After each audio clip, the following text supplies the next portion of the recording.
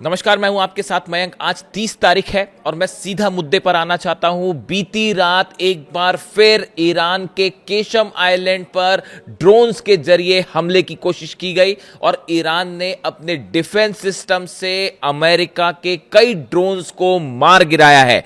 जो खबरें आ रही हैं उसके मुताबिक आधी रात के बाद जो है सुबह सुबह आप कह सकते हैं कि अमेरिका के कई ड्रोन्स जो है वो केशम आइलैंड के ऊपर दिखाई दिए, जिसके बाद ईरान की सेना फौरन एक्टिव मोड पे आई और ईरान की तरफ से डिफेंस सिस्टम आरश ए कामगीर, जिसका आजकल बहुत ज्यादा जिक्र है न सिर्फ ईरान में बल्कि पूरी दुनिया में, अमेरिका में, यूरोप में भी, और वो ईरान के इस डिफेंस सिस्टम को समझने में लगे हुए हैं। बिल्कुल एक्यूरेसी के साथ ईरान ने कई ड्रोन्स को मार गिराया जो केशम आइलैंड के आसपास नजर आ रहे थे। अब सवाल यह है, अब ये बात साफ नहीं है कि ये जो ड्रोन्स थे ये जासूसी करने आए थे या हमले के मकसद से आए थे, लेकिन ये बात सच है कि जब ईरान की तरफ से डिफेंस मिसाइल्स फायर की गई तो आसमान में बड़े धमाके सुनाई दिए। इससे यह भी अंदेशा है कि इसमें वॉरहेड्स हो सकते हैं इन ड्रोन्स में और इससे हमले की भी कोशिश की जाने वाली थी, लेकिन ईरान के डिफेंस सिस्टम ने सारे ड्रोन्स को उड़ा दिया है। देखिए, ये पिछले 3 दिन में तीसरा मौका है जब ईरान के ऊपर रात के वक्त हमला हुआ है। सबसे पहले बंदर अब्बास पर हमले हुए, वो प्रॉपर मिसाइल अटैक्स थे। उसके बाद दूसरा जो हमला हुआ वो बुशर पर हुआ। बुशर में ईरान का जो है वो न्यूक्लियर पावर प्लांट है, उसके आसपास धमाके की खबरें आई। और उसके बाद अब जो देखिए केशम आइलैंड पर एक बार फिर हमले की कोशिश होती है। केशम आइलैंड अहम इसीलिए है क्योंकि स्ट्रेट ऑफ हॉर्मूज का एंट्री पॉइंट माना जाता है। केशम आइलैंड पर जिसने कब्जा किया, जिसका अधिकार है, वो स्ट्रेट ऑफ हॉर्मूज पर कंट्रोल करेगा, ऐसा माना जाता है। ये एंट्री पॉइंट है स्ट्रेट ऑफ हॉर्मूज का, और इसीलिए शुरू से अमेरिका की निगाह है कि किसी तरह से केशम आइलैंड पर कब्जा किया जाए। यहाँ तरह तरह की जो है वो जासूसी होती रही है, बार बार यहाँ पर मिसाइल्स से हमले किए गए। और जो जंग थी, 40 दिन की जंग हुई, उस दौरान भी ballistic missile, tomahawk missiles मारी गई केशम आइलैंड पर, लेकिन उसका नतीजा कुछ नहीं हुआ और एक बार फिर ईरान ने अपने डिफेंस सिस्टम से अमेरिका के इस मकसद को फेल कर दिया है। दूसरी बड़ी बात देखिए, कल डोनाल्ड ट्रंप की तरफ से एक मैसेज आता है एक्स पर कि वो, देखिए ये एक छोटी सी घटना है, मैं आपको बताना चाहूँ शायद। कल मेरे एक मित्र हैं, हिंदुस्तान के एक बड़े पत्रकार हैं, न्यूज़ खबरें पढ़ते हैं, उनका मेरे पास कल शाम के आसपास जो है वो मैसेज आया। उन्होंने कहा कि मयंक जी, डोनाल्ड ट्रंप का आपने मैसेज देखा क्या? मैंने कहा मैंने नहीं देखा। तो उन्होंने बताया कि भाई डोनाल्ड ट्रंप कह रहे हैं कि मैं जो है वो सिचुएशन रूम में जा रहा हूं और ईरान पर फाइनल फैसला लेने वाला हूं। इस तरह की बात उन्होंने मुझे बताई। फिर उन्होंने ये भी कहा कि लगता है कि आज की रात जो है वो ईरान पर कोई बहुत बड़ा फैसला करने वाले हैं डोनाल्ड ट्रंप और आज की रात जागना पड़ जाएगा। तो मैंने उन्हें कहा कि देखिए ऐसा है, डोनाल्ड ट्रंप के पास अब सीज फायर को आगे बढ़ाने और समझौता करने के अलावा कोई चारा नहीं है। तो इसलिए डोनाल्ड ट्रंप का कोई भी बड़ा फैसला अगर डोनाल्ड ट्रंप लेते भी हैं तो वो ज़्यादा से ज़्यादा यही कर सकते हैं कि अपने जहाज़ लेके हॉर्मुज से वापस निकल लें, और या फिर जो है किसी तरह का ड्राफ्ट पर समझौता करके ये मान ले कि भाई यहाँ सीज फायर आगे बढ़ जाए। इसके अलावा अब डोनाल्ड ट्रंप कोई बड़ा फैसला नहीं कर सकते। डोनाल्ड ट्रंप अब हमला करने वाली हालत में नहीं है। अगर डोनाल्ड ट्रंप हमला करेंगे तो 12 देशों के बेस एक साथ जलेंगे और बहुत बुरी हालत होगी। तो मैंने उनको कहा कि देखिए आप चिंता मत करिए, सुबह देखते हैं, रात भर जागने की कोई जरूरत नहीं है। जरा देखते हैं डोनाल्ड ट्रंप को अपने फैसले लेने दीजिए कि आखिरी फैसला ईरान पर लेना चाहते हैं तो क्या फैसला लेते हैं। सुबह जब मैं उठा 5:30 बजे के आसपास, तो मैंने फ़ोन लगाया उनको। मैंने पूछा, अरे भाई क्या हुआ, आपके डोनाल्ड ट्रंप फाइनल फैसला लेने वाले थे और अपने जो है वो सिचुएशन रूम में पहुंचे थे, तो फाइनल फैसला क्या लिया? तो उन्होंने मुझे बताया कि डोनाल्ड ट्रंप ने फाइनल फैसला ये लिया है कि कोई फैसला नहीं हो पाया। तो अब ये देखिए, इसीलिए फिर मैंने उनको कहा कि देखिए मैंने आपसे कहा था ना कि रात काली करने की ज़रूरत नहीं है। डोनाल्ड ट्रंप कोई फैसला वैसला नहीं लेने वाले। डोनाल्ड ट्रंप बुरी तरह से फंस गए हैं, ना वो आगे हमला कर सकते हैं और ना अपने आप को बचा पा रहे हैं। देखिए हालात ऐसे हैं, डोनाल्ड ट्रंप अपनी जो फोर्स लेके खड़े हुए हैं स्ट्रेट ऑफ हॉर्मूज पे, पहली बात तो देखिए वो वहां पे खड़े खड़े जितने अमेरिकी सैनिक हैं वो भी परेशान हो चुके हैं। जो तरह तरह के डिस्ट्रॉयर्स खड़े हुए हैं, करीब 13-14 डिस्ट्रॉयर्स अब भी स्ट्रेट ऑफ हॉर्मूज को घेर के खड़े हैं ओमान की खाड़ी के आसपास। वहां जितने अमेरिकन सैनिक हैं वो सबके सब परेशान है डोनाल्ड ट्रंप की जिद से कि भाई यहाँ कहाँ लाके जो है वो खड़ा कर दिया है। फिर उसके बाद देखिए अब हालात ये है कि अगर डोनाल्ड ट्रंप किसी तरह का ड्राफ्ट, जिसकी बहुत ज़्यादा जिक्र है पूरी दुनिया में कि भाई कोई एक ड्राफ्ट तैयार हुआ था क्या ईरान और अमेरिका के बीच में, उस ड्राफ्ट की शर्तों के मुताबिक जो एक्सेस ईरान के सोर्सेस से बाहर आया और जहां तक मैंने उसकी जानकारी हासिल कर पाई कि उसमें यह लिखा था उस ड्राफ्ट में कि अमेरिका फौरन अपनी सेना को ईरान के आसपास से हटा ले, बदले में ईरान स्ट्रेट ऑफ हॉर्मुज को खोलेगा जिस तरह से पहले खुला हुआ था। लेकिन उसमें यह भी साफ लिखा हुआ है कि स्ट्रेट ऑफ हॉर्मुज में निगरानी पूरी ईरान की ही रहेगी, जहाज हर देश का गुजरेगा लेकिन कंट्रोल ईरान का ही रहेगा।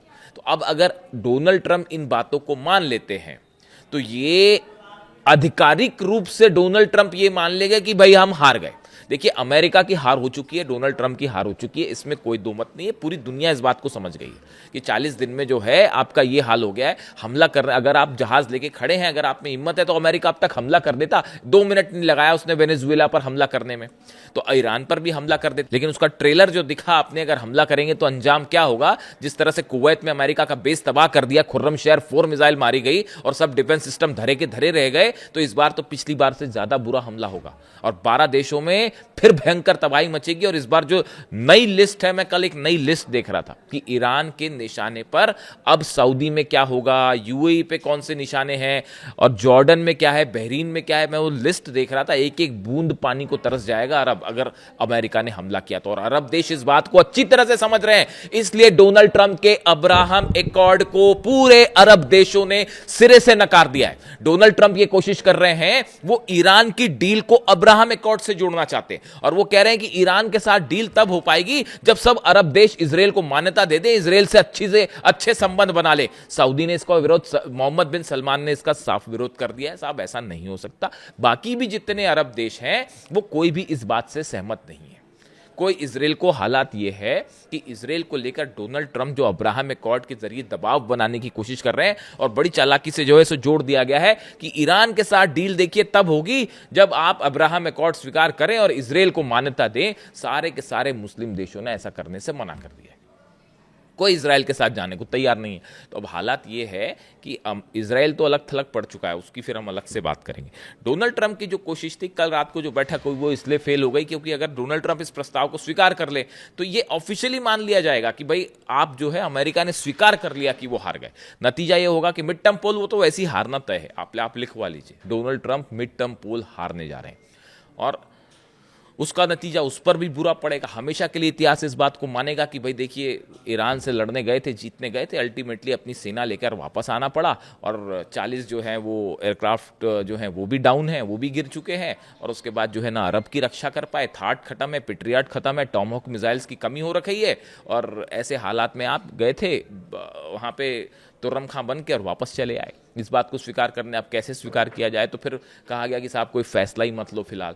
तो जो बहुत बड़ा फैसला डोनाल्ड ट्रंप कल रात को लेना चाह रहे थे सिचुएशन रूम में, वैसा कोई फैसला हो ही नहीं पाया।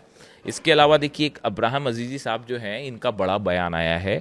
ये जो है head of Iran parliament national security and foreign policy commission जो है, इनके हेड हैं, अध्यक्ष हैं, इनकी तरफ से वो बयान आया। देखिए, मैं बार बार आपको ये बात कह रहा था कि ईरान की इस जंग में जीत हुई है और ईरान को एक बड़ी प्रेस कॉन्फ्रेंस करके इस बात को साफ करना चाहिए कि भाई जीत जिसकी होती है शर्तें वो तय करता है। मैं अपने कई वीडियोस में ये बात बोल चुका हूँ और देखिए, कल पहली बार जो है ईरान के एक बड़े अधिकारी की तरफ से इब्राहिम अजीजी साहब जो हैं, Iran parliament national security and foreign policy commission and law maker Ibrahim अजीजी said on Wednesday Iran will not be pushed back by it's red lines including uranium enrichment rights, possession of enriched uranium, control over the straight of Hormuz and the lifting of sanctions. इन्होंने कहा कि हम जो है किसी भी अपनी red line से पीछे नहीं हटेंगे। लेकिन जिस बात का मैं जिक्र कर रहा हूं, सबसे इंटरेस्टिंग बात उन्होंने कही कि इस जंग में जीत ईरान की हुई है और जो पक्ष जीतता है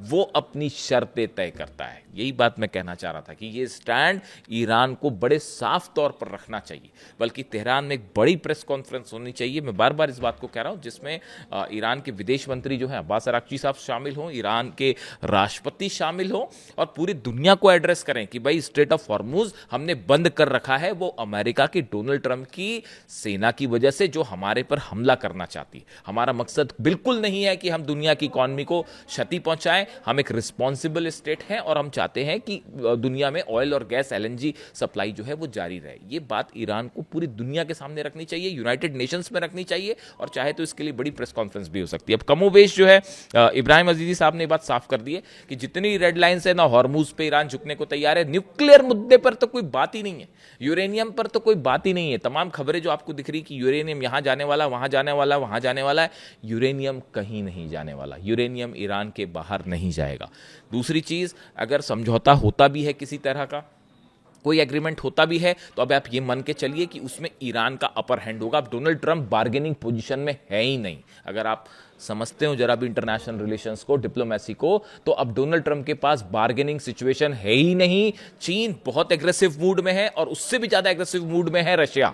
दिमित्री मेदवेदेव, जो कि वहां के सिक्योरिटी काउंसिल के वाइस प्रेसिडेंट हैं, उनकी तरफ से कल बयान आया है कि नेटो तो हमारे खिलाफ, रोमानिया पे देखिए एक ड्रोन फायर किया था रूस ने, जाना था यूक्रेन, रोमानिया पे जाके बच गया वो, और रोमानिया जो है वो नेटो का सदस्य है, तो नेटो कंट्रीज भड़क गई, और उसके बाद जो है रोमानिया ने उनके एम्बेसडर को बाहर कर दिया। तो उस समय उसका जवाब दे रहे थे दिमित्री मेदवेदेव, उन्होंने कहा यूरोपीय देश और नाटो तो हमारे खिलाफ वैसे ही जंग लड़ रहे हैं, और उनको आगे भी हमारे ड्रोन्स का सामना करने के लिए तैयार रहना चाहिए। यानी नेटो के खिलाफ रूस ने आर पार की लड़ाई शुरू कर दी है। बातचीत के जरिए वाला जो पूरा मामला है, उसमें चाइना पूरी तरह से ईरान के साथ खड़ा है, और डोनाल्ड ट्रंप अपने घर में चेकमेट होने जा रहे हैं। नवंबर का चुनाव डोनाल्ड ट्रंप हारने वाले हैं। डील करते हैं तो मुश्किल, और जंग करेंगे तो फिर और बुरी मार खाएंगे। उसके बाद तो पता नहीं क्या होगा। तो इसलिए जो है ये जो हालात है हॉर्मूज की, ये हॉर्मूज के ये बहुत ही बड़ी जीत ईरान की दोनों स्तर पर हो गई है। बार बार मैं ये कह रहा हूं, ना सिर्फ वॉर के फ्रंट पे बल्कि डिप्लोमेसी के भी स्टैंड पे। अब देखना यह है कि कल की रात तो कुछ फैसला कर नहीं पाए डोनाल्ड ट्रंप। असल में डोनाल्ड ट्रंप के हाथ में है ही नहीं कुछ फैसला करना। अमेरिका के पास, डोनाल्ड ट्रंप के पास सिर्फ एक चारा है, ईरान की शर्तों को माने और समझदारी से अपने जहाज लेके यहां से निकल लें, वरना पूरा इकोनॉमिक क्राइसिस तो खड़ा ही है। जो वर्ल्ड कप होने वाला है, वो भी अगर जंग छिड़ गई तो वो वर्ल्ड कप भी मुश्किल में पड़ जाएगा, और हो जाएगा कि भाई अमेरिका में वर्ल्ड कप है और आपने जो है खुद आपकी पॉलिसीज के कारण वर्ल्ड कप जो है वो खटाई में पड़ गया। यानी हर तरफ से घिरे हुए, असल में ईरान नहीं घिरा हुआ है, ईरान तो जहाज लेके खड़े हैं, अमेरिका घिर गए हैं खुद डोनाल्ड ट्रंप। और ना सिर्फ ईरान के आसपास बल्कि अपने घर में भी। वो एक पंक्तियां है ना, हजारों ख्वाहिशें ऐसी कि हर ख्वाहिश पर दम निकले, वही हाल हो गया है डोनाल्ड ट्रंप का। जो भी अपडेट होगा आप तक पहुंचाऊंगा। Thank you so much.